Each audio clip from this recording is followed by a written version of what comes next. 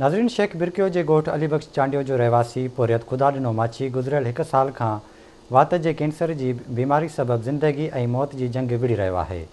बीमारी सबबु बिस्तरे बेड़ो थियल पोरियत वस वारनि खे इलाज लाइ माली मदद जी अपील कई आहे।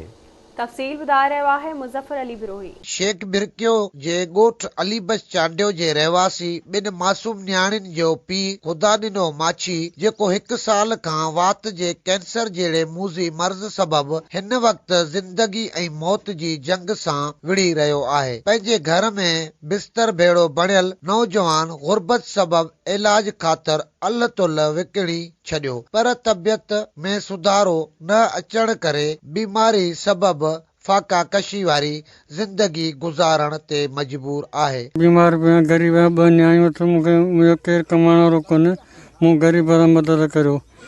मुंहिंजी हीअ वात जी बीमारी ख़राब थी वई आहे, न को खाए पियो सघां थो, न को सुम्हियो थो सघां राति जो। मुंहिंजो आराम फिटो पियो, निंड फिटी पई आहे, राति जो सॼी राति वेठो आहियां।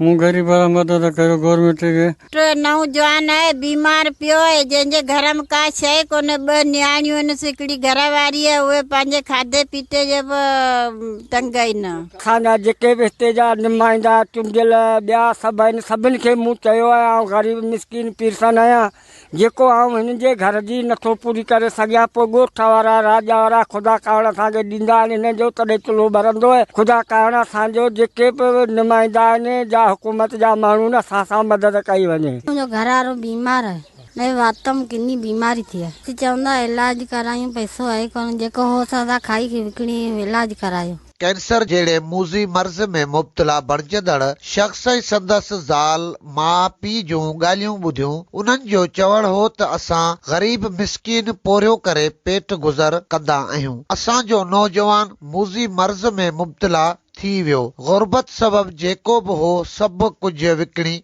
इलाज करायो। हींअर असां वटि टको बि नाहे। सरकार समेत सरहदी वारा असांजे पुट जो इलाज कराइनि। कैमरामैन माजिद अली बिरोही सां गॾु मुज़फ़र अली बिरोही, आवाज़ TV न्यूज़, शेख बिरकियो।